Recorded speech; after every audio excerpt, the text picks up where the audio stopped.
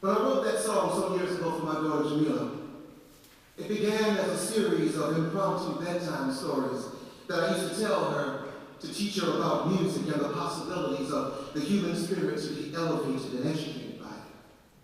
But as I sang it over the years, and as our Native American brothers and sisters have often said, certain communities of Native Americans, that you don't really know a story or a song until you've told it for about 10 years. Then you familiarize yourself with all that the song has to teach you, not just the ways you have to sing it.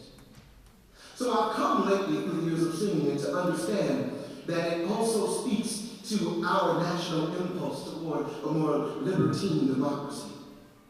Jazz, that uniquely American gift to the world, is a beautiful expression of individuals realizing their interdependence.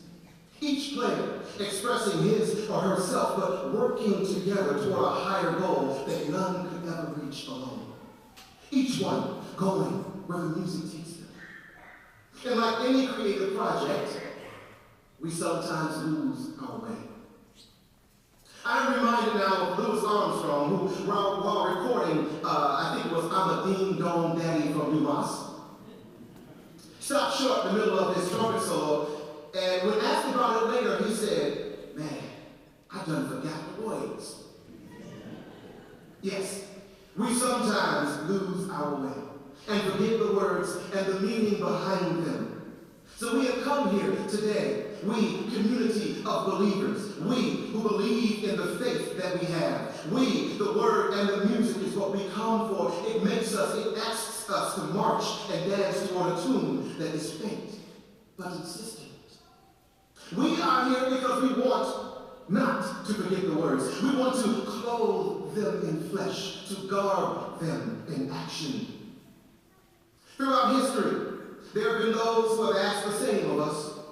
Those who have asked us to transcend the limits of the worldly and the temporal in order to wade in the water of the eternal. King was such a being. King was unique but not entirely uncommon. For he spoke to what was, is, and will always be. For that love that urges us to fix what Cuban poet Jose Marti has called the broken wing of our world. For the need to fix that is both now and eternal. King, a physical manifestation of an archetypal impulse in all humanity to stand against tyranny and injustice. The need to fight the needle being pushed into the brain and keep the puppeteer's strings from being sutured to the mind. However, people like that are no accidents. People who resist the conventions of their day are not accidents. This is what the enemies of human transcendence would have you and I believe so that we would not emulate them. No. Men and women who, to borrow the words of Welsh poet Dylan Thomas, do not go gently into that good night, are not anomalies of social evolution. No.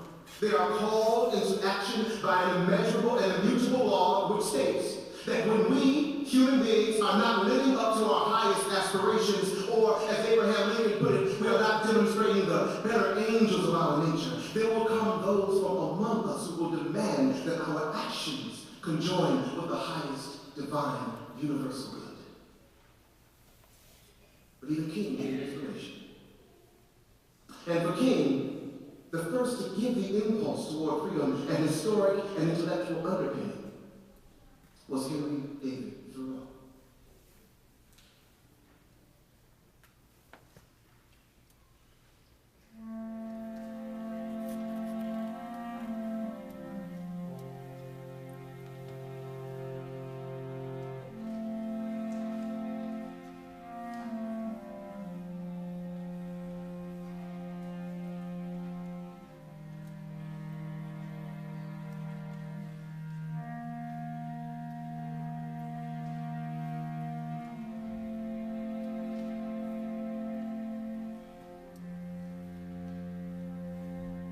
Truth is always in harmony with herself.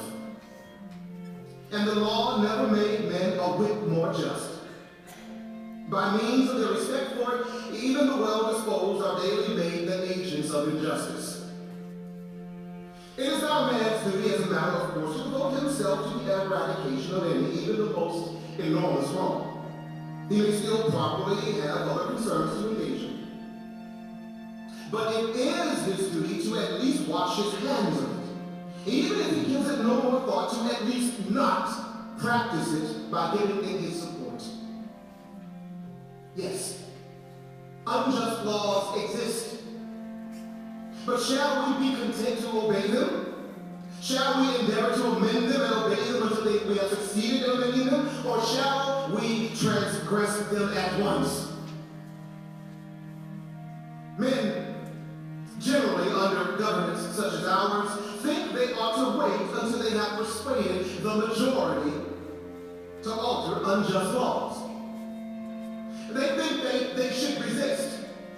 The remedy would be worse than the evil itself. But if this is true, is it not the fault of them and their government which they support? Why are such governments more apt to anticipate and provide for reform? Why does it not cherish the voice of its wise minority? Why does it cry and resist before it is even hurt? Why does it not recognize and encourage its citizens to be on the alert to point out its faults and then do better? Why does it always crucify Christ, excommunicate Copernicus and Luther, and pronounce men like Washington and Franklin as rebels? How does it become a man to behave toward this kind of government? I answer that he cannot without disgrace be associated with it. I answer that I cannot for an instant recognize any political organization as my government, which is also the government of slaves. And I do not hesitate to say that those who call themselves abolitionists should at once effectively withdraw their support, both in person and property, from the government of Massachusetts, and not wait until they constitute a majority. I think that it is enough if you have God on your side. Moreover, any man more right than his neighbors constitutes a majority of one already. Can there not be a majority of government in which majorities do not virtually decide what is right and wrong, but one's conscience? There are 999 patrons of virtue to one virtuous man. But it is easier to deal with the real possessor of a thing than with the temporary guardian of it. Oh God, for a man who is a man who has a backbone that you cannot pass your hand through. A state never intentionally confronts a man's senses of intellect and morality, but only his physical body, his senses. A state is not armed with superior wit or honesty, but only with superior physical strength. And I was not born to be forced. Only they who are of a higher law can force me. For I perceive that when an acorn and a chestnut fall side by side, the one does not remain inert to make room for the other, but both obey their laws and spring and grow and flourish as best they can. If a plant cannot live according to its own nature, it dies. And so does a man. Let every man here then make known what kind of government will command his respect. And that will be the first step toward obtaining it. What I have to do, at any rate, is to see that I never lend myself to the wrongs which I condemn.